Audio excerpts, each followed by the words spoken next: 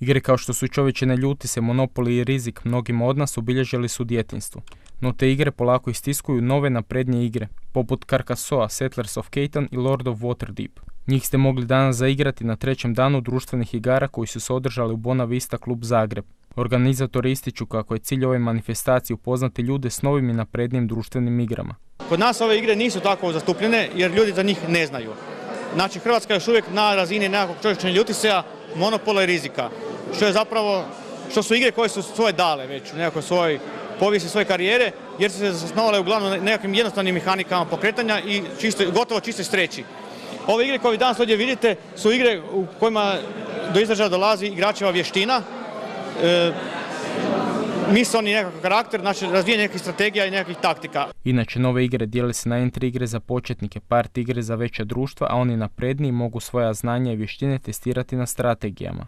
Ajmo reći da od ovih igara koje najviše vole novi igrači, mislim da je to i najinteresantnije reći, su svakako nasljednici otoka Catan ili Settlers of Catan, koja se igra s onim stolom tamo, Dixit, kao jedna asocijativna igra koja je odlično zamijenila nekadašnji Pictionary, kojeg svi jako dobro znamo.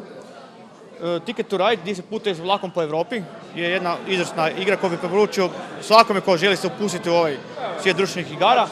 Naravno, za Dominion je tamo se igra s kartama, također jedna od igara koje dobro prihvaćaju i novi igrači. Za nešto mlađu populaciju imamo Eleminis i Coloretto. Znači to su jednostavnije igre, ali koje još uvijek imaju neki element razmišljanja kako bi se djecu potaklo. Kako ističe Pitnar, cilj njihove udruge je druženje te promoviranje ovakvih igara. Po broju igrača koji su danas došli na ovu manifestaciju može se zaključiti kako društvene igre imaju budućnost, te ih neće istisnuti kompjuterski.